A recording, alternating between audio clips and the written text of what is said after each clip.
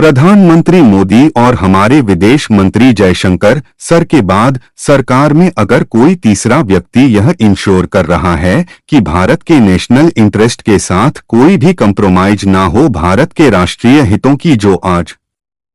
सुरक्षा कर रहा है वह है भारत के James bond Ajit Doval sir. किसी ने नहीं सोचा था कि अफगानिस्तान में तालिबान रेजीम आने के बाद एक समय वो भी आएगा जब तालिबान भारत को लेकर पाकिस्तान को धमकी देगा, लेकिन अजीत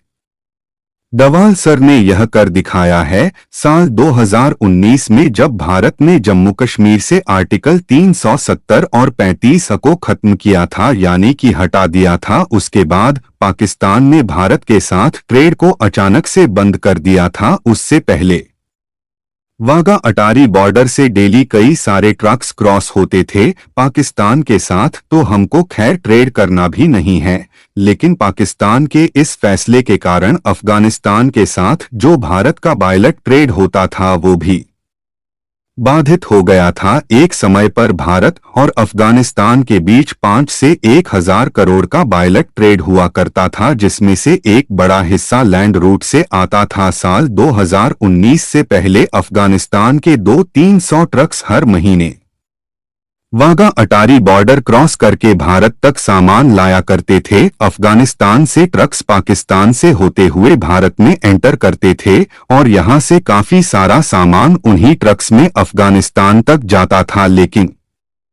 पाकिस्तान ने उसके ऊपर भी रोक लगा दी थी। साल 2020 में अफगानिस्तान गवर्नमेंट के प्रेशर के बाद पाकिस्तान ने अफगानिस्तान के ट्रक्स को ट्रांजिट की परमिशन दे दी थी, लेकिन तालिबान रेजीम आने के बाद फिर से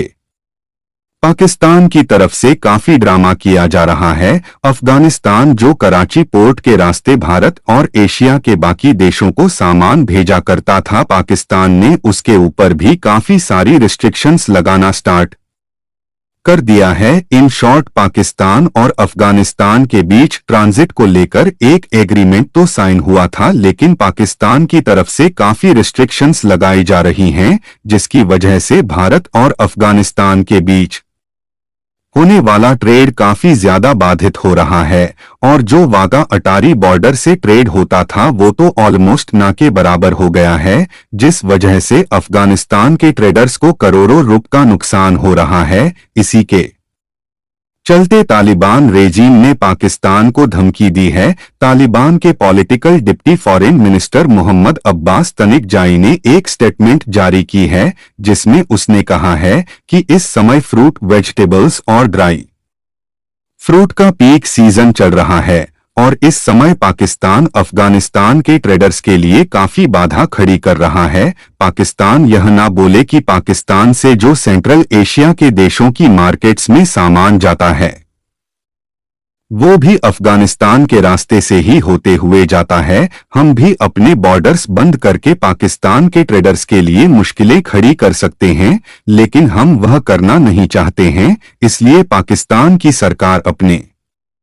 बॉर्डर्स खोले और भारत और दूसरे देशों की मार्केट में अफगानिस्तान के फ्रूट्स, वेजिटेबल्स और ड्राई फ्रूट्स के लिए रास्ता दे, ताकि उनके प्रोडक्ट्स भारत और बाकी देशों की मार्केट तक पहुंच सकें। अफगानिस्तान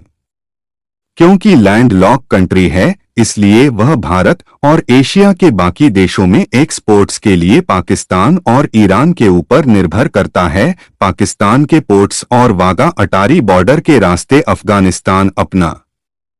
माल भारत, श्रीलंका, मालदीव्स और एशिया के बाकी देशों में भेजता था, मगर पाकिस्तान की सरकार तालिबान रेजीम को ब्लैकमेल करने के लिए अफगानिस्तान के ट्रेड को बाधित कर रही है। पाकिस्तान चाहता है कि तालिबान रेजीम टीडीपी यानी कि तहरीक तालिबान पाकिस्तान और बाकी आतंकी गुट जो पाकिस्तान की सेना के ऊपर हमले कर रहे हैं और पाकिस्तान के बॉर्डर के पास एक्टिव हैं, उनके ऊपर तालिबान एक्शन ले और उनको पाकिस्तान के ऊपर हमला करने से रोके। अब ऑस की अगर ट्रेड और एक्सपोर्ट्स बाधित होंगे तो अफगानिस्तान के ट्रेडर्स को नुकसान होगा, ट्रेडर्स का नुकसान, अफगानिस्तान की सरकार का नुकसान। इसलिए तालिबान रेजीम ने पाकिस्तान को धमकी